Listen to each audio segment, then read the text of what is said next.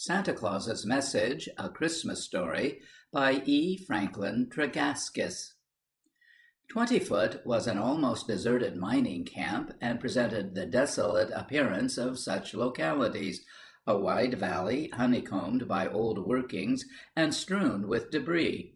On one side stretched miles of barren ranges denuded of heavy trees, which had been felled to feed the boilers and timber the underground workings when some of the quartz reefs had been developed after the alluvial gold had been won. These also had petered out. On the other side of the valley were farms, for here rich volcanic soil overlay the Silurian formation. Consequently, there was still a small population in the district, which accounted for the survival of a place of worship, a state school, general store, blacksmith shop, and on a side road a coffee palace. There were only 2 men here now seeking gold, or fossicking, as it was called. One was a relic of the 60s, known behind his back as Bushranger Bill, or B.B., who, needless to say, had never followed that occupation, and probably, had he visited the barber, who was also the local blacksmith, more regularly, would never have been so designated. The second fossicker was a man of different stamp. With his family, he lived about a mile above the township at the head of the gully in a comfortable, though small, cottage surrounded by a garden. He had brought his young wife here in the early 70s, just after the volcanic land had been made available for selection, but too late to secure a holding, and here he had remained, digging with varying results. When there was enough rain, he sluiced the old workings, and with the aid of one of the defunct company's dams, could win gold during several months of the year. During the dry spells, he sought old tailings and headings among the abandoned holes, and had them carted to the sluice boxes. It was a precarious existence. I use the word purposely. Still, to him, the life presented a certain fascination, and occasional windfalls lured him on. At the time of which I write, funds were very low. In fact, there were none. It had been a dry winter, the wash dirt put through was poor, and only a portion had been treated, for Hampton had not been able to sluice since August, and now, near the end of December, rain looked as far off as ever. Troubles seldom come singly. The local storekeeper had died recently, and his successor, who decided to run the business on city lines, discouraged long credit. Formerly the family had the necessaries of life assured, for the old storekeeper knew that when the dirt paid, his account had been squared. But this stranger had intimated that unless a payment was forthcoming, the account would be closed. There were now 3 children. The oldest, about 10 years, was named Hope. Some of the schoolgirls, whose parents were in comfortable circumstances, sometimes called her the Forlorn Hope. But this is Christmas time. We will not recall slights nor unkindness now. The other 2 were twins, Grace and Joy. The eldest child was robust and dark, like her father. The twins were fair and resembled the mother, but had short golden curls like spiral springs. They were about 7 years old. It was within a few days of Christmas, and the parents were talking over ways and means. "We must have some extra things for the children," the mother said. She had an anxious but not unhappy expression. Her life for years had been one long struggle to make ends meet. There had always been sufficient food, though of the plainest, sometimes even making a meal of goat's milk and potatoes. At times, for days, their larder knew no butcher's meat when her husband chanced to shoot a rabbit or other game. It was providing clothes and shoes for the children which was the great burden, so that she could send them suitably clad to school. What had gone to her heart most was keeping Hope at times from Sunday school because of her shabby boots. How often had she washed and ironed the children's clothes and mended their much-worn socks after the little ones were asleep. Still, through it all, she was not unhappy. "I've these miniatures of my grandparents in a gold frame. It could be sold for a good sum. Mr. Stoneman would buy it at any time. Leave that at the store for security, and take the letter, too, stating its value. Mr. Douglas does not know us yet." The husband pressed his hands over his face. His voice, though strained, was gentle. "I never expected to bring you to this, Jessie. We should have left this life long ago, but those rich patches in the old workings drew me on. This must end it. When there is water enough and I've cleaned up, I'll take a position in Sydney. I've been very happy here, more so than many of my companions in the old life. I realized this when reading between the lines of their letters," replied the wife. So the miniatures found their way into the Douglas safe, and the good businessman said, in his most oily manner, "Of course we respect your word, Mr. Hampton, and looking over the old ledgers I find you have always paid up. Still, you won't object to my getting confirmation of Mr. Stoneman's letter? Business is business, you know." B.B. had visited the Corfe Palace, as the sign announced it, a place which much belied its name, for it did not resemble a palace in any land. It was built of galvanized iron and stringy bark, and coffee was never seen on the premises. There was a tradition that a traveller could procure a cup of tea if he waited long enough. They certainly dispensed hop beer and other liquid refreshment. B.B. was on his way home. It was 2 days before Christmas, and sat down to rest on an old red gum log on the hillside, which had proved too tough to split and too heavy to cart away. Many a campfire had been lighted against it in years gone by. Now the bracken fern provided on one side a soft bed, and some dogwood scrub a shield. As this looked inviting, B.B. sought repose. It was now evening. The lingering rays of the sun streaming over the western hills made even the score-lined gullies and unsightly mullock heaps, with their undergrowth fringes of green, things of beauty. The 3 children were seeking a stray goat, and chanced to sit on the old log to rest. "We're going to have a lovely Christmas," said Joy. "Roast beef and plum pudding and almonds and raisins." B.B. thought he heard voices. He had heard and seen many strange things in the bush after drinking hop beer and other beverages at the Coffee Palace. "I think I'd rather do without them," replied Hope, who was sedate beyond her years. "Perhaps I should not tell you that Mother sold those pictures in the gold frame to buy us clothes and things." "Of course, pictures are very pretty," assented Joy, "but something nice to eat is much better. And they are real raisins, too, like Mother used to have in England, not the sort you put in puddings, but hanging on stalks. And the almonds are a lot nicer than the nuts we get out of jam." "I wonder what Santa Claus will bring us this year," said Grace. "My sock's not very big," remarked Joy. "I'd like to hang up a sugar bag, only it would look greedy." Joy liked a lot, poor child. Oh, you girls, whose every wish has been granted, whose every fancy has been gratified, have you any thought for your poorer sisters, whose lives are so restricted, yet they are thankful for so little, and through it all are good and happy? We hope so. The children ran off chasing each other round the deserted holes and heaps. B.B. sat up and looked after them. Having worked as a hatter for many years, he had contracted the habit of voicing his thoughts. Poor little beggars, and the old man is too proud to take a fiver. B.B. always had gold. He was still watching the children fading in the distance when he struck his hands together. "I've got it. I'll salt his claim. He'll never find out it's Bendigo gold. He doesn't know the game. There is an unwritten law strictly observed among the diggers that no man shall go down the shaft of another without invitation, and to do so at night during the rushes was carrying one's life in one's hand, and B.B. was aware of this.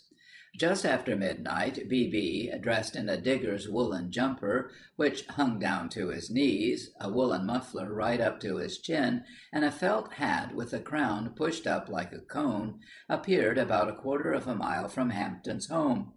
There was a slight surface depression here, which seemed to indicate a gutter below. Several holes had been sunk along it years before without payable results. B.B., who was an authority, had told Mr. Hampton that he thought the old workings were not worth spending time on. B.B. looked warily round on emerging from the scrub, then cautiously approached, and after a casual glance at the windlass, seized the rope and disappeared. The shaft was only 18 feet deep. A drive ran in for some distance from each end along the gutter.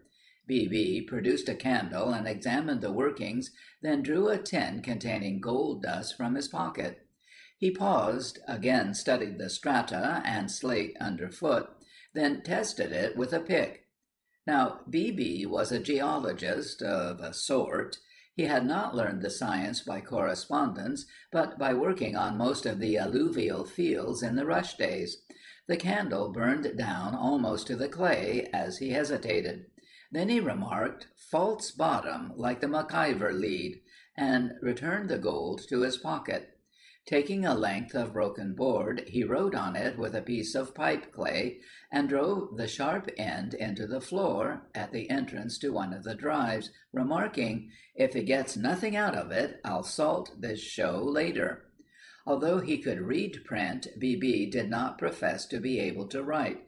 In fact, he used to sign for his miner's right with a cross, so the spelling presented difficulties, in particular the word father. Although B.B. believed his nocturnal visit had been unobserved, he was mistaken, for a small white-robed figure had been standing at a window, looking toward the ranges just made discernible by the rising moon. She noticed someone emerge from the saplings and approach the claim. Hope neither spoke nor moved, but gazed spellbound. Yes, it was Santa Claus. She could see the hoarfrost sparkling all over him. In the driest season at that altitude there is a heavy dew, so on every minute hair of the digger's clothes and every hair of his whiskers glistened a particle of moisture. Strange he should come a night too soon, and not to the house, she thought, as B.B. disappeared down the shaft. Her eyes never left the spot. Then, after what seemed a long time, the figure reappeared, crossed the flat, and was enveloped in the foliage. But in the broad light of day, Hope was not quite sure that the whole occurrence was not a dream, so being a reserved child, she held her peace. During breakfast the father said, "I'll not go to work today, as there are several things about the place that require seeing to. I'll just bring home the tools and the windlass rope." "Couldn't we get them for you?" inquired Hope. "Oh, be careful of the twins, then, and on your return you can help me with the pudding," said the mother. "I'll go down the shaft and put the tools in the bucket, one at a time, and you two can wind them up. Mind you both don't let go the handles at the same time," cautioned Hope. Many a shaft had she descended, for by swinging the rope from side to side she could reach the footholes made in either side of the shaft with her toes, but not without the aid of the rope. When her eyes became accustomed to the subdued light, she saw the message, "Dig de upper Doxmus." So it was not a dream after all. She was far from an excitable child, but her heart beat faster as she determined to test the value of the message. She quickly ascended and lowered the twins, and then set to work, meanwhile telling her sisters of the visitor. "Is that the way to spell it?" inquired Grace. "We must not make remarks about kind friends," admonished Hope. "Santa Claus is very, very old, and perhaps they spelled that way when he was a boy in the reindeer country." "Of course," agreed Joy. "Did you see the sledge and reindeer?" "No, I think he must have left them on the back track," she replied. "Perhaps he got bogged. Pointer's father did last winter," put in Joy. "Not this weather," said Grace. "Besides, reindeer are very strong. Think what big horns they have." "Well, I expect he just put on their nose bags with moss in them and gave them a rest. I'm sure he is a kind man, for he loves children, and I believe he put some gold here for us to buy things for Mother. Now, you can tell that horrid Mabel that you have seen Santa Claus. She said it was all made up." This from Joy. The slate floor was only a couple of inches in depth. Then came some rubble headings. These Hope put carefully aside. Then came the wash dirt. She understood enough of the art to seek here for the gold, so taking a double handful and spreading it on the notice board, she examined it in the lightest position under the shaft. Joy was the first to cry, "Nugget!" The children had often seen such when the father had been cleaning up the sluice boxes. As they spread and respread the wash, each particle of gold was deposited in a pannikin. Just as the first lot of wash was being scraped into the bucket, a voice called out, "Below there! Are you stealing your father's gold? I'm coming down." "We don't want you. Go away!" shouted Hope. Then, putting the pannikin in the hole she had dug, she whispered to the twins, "Go and sit there and don't move for anything." "I'm not frightened of girls. I'm coming down anyway." The speaker, Master Pierpoint, a boy of about 12, evidently led the simple life, judging by his apparel, which consisted of a striped blue cotton shirt, rather small, cut-down moleskin pants, much too large, and one hay-band suspender. "Now, Pointer, if you do, I'll hit you with this board, so there." A body obstructed the light, then two bare legs appeared overhead. Hope made two vigorous blows with the board. There was a yell, "You've broken my little toe," followed by several more yells as the legs rapidly vanished. "You spiteful, black-eyed, turned-up-nosed native cat! Oh, my toe! I'll get square with you, and you two grinning, curly-headed little bandicoots." Pointer's natural history must have received a bump also.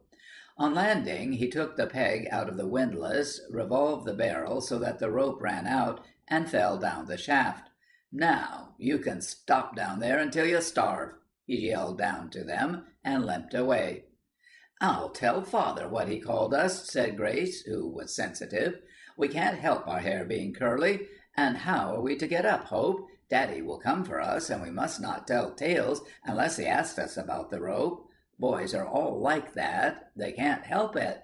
"I'm glad I won't grow up into a boy, aren't you, Grace?" said Joy with fervor. "While we are waiting for father, we will pick out all the gold we can," said Hope. So they set to work, unmindful of the passage of time. "This is all our gold, because we found it," said Hope, "and we will give it all to mother, just as father does, except what we keep to buy them presents. Now, each choose. Joy first, because she is the youngest." It is remarkable the capital Joy made out of such a short period. She never allowed anyone to overlook the fact. "I'll choose a new frying pan, because ours has a crack in it, and, if I can have two goes, a side of bacon." "I'll buy a strip of carpet for mother's bedside, and two glass dishes to put jam in instead of saucers," said Grace. "I'll get her a piano to play on and teach us, and a silk dress like Mrs. Brown's, only more rustly," chose Hope. "And Daddy, we will buy him a box full of old books. He likes the smelly sort, without pictures in them." "I think we should buy him something nice to eat, chocolates and dates. They smell so nice," said Joy. "No," replied Hope with decision. "Men don't care what they have to eat as long as there is enough of it." Joy heaved a sigh. "Glad I'm not going to be a man. Will we be allowed to buy anything for ourselves?" "Certainly not. Nice people don't buy themselves presents." Joy heaved another long-drawn sigh.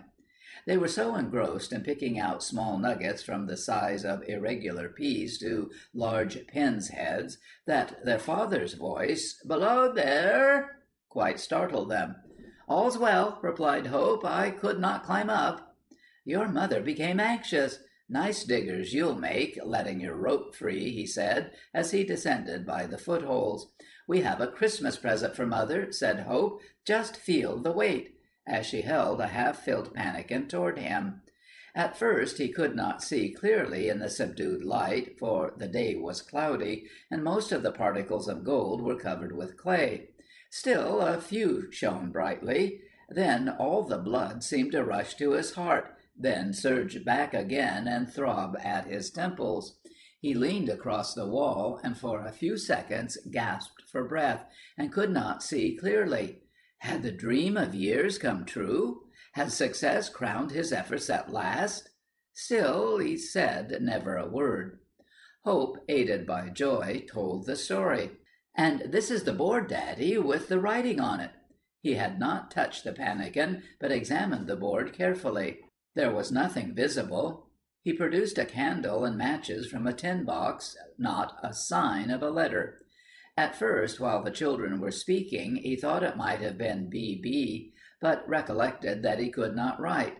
No, it must have been a dream, and that conclusion was adhered to. "I think it was God sent him, because Mother is so good," said Grace, who was devout. "I believe he did," replied the father earnestly. "Now, children, you must hurry home and help your mother." "Oh, do wind us up," requested Joy. It would have been much quicker to have carried each up on his back, but he made a large loop at one end of the rope, climbed up, and attached the other end to the windlass. Then Hope put Joy first, being the younger, into the loop, tucked her clothes under her, and the father slowly wound her up. As he landed each twin, he looked into her eyes and said, "Daddy's girl," and each Daddy's girl bored her curly head into his chest as evidence of her affection. Those two were doubly dear to their parents. For some time previously, when that scourge diphtheria swept through the district, it carried their little brother in its train, and for many anxious days the parents were afraid that the twins would follow, and they were so like their mother. With the assistance of the rope, Hope soon appeared. "Now, not a word to your mother until dinner time. Come and call me, and bring the barrow and 2 sugar bags for the wash dirt in the bucket." Here in parentheses we state, although the false bottom ran for some distance along the lead, the rest of the wash was scarcely worth sluicing. B.B. had unconsciously driven in the board just over a rich pocket. Still, there was gold enough to buy a grazing farm on the rich volcanic land, and when the rains came in February and March, with B.B.'s assistance, the accumulated wash was sluiced, and the returns provided funds to purchase stock. B.B. would not accept wages, but the lease of the dam was transferred to him, and he had the use of the races and sluice boxes.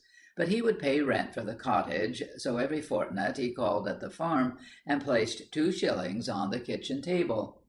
The last time I heard from there, the family were living in comfort, and B.B., well, he was the same old B.B. Now we must return. There was one member of this family who never forgot that Christmas morning, who laid and watched the daylight break over the eastern mountains and listened to the magpies welcoming the coming day. Gradually the sun appeared, his shading beams turning every dewdrop on leaf and fern into a matchless gem.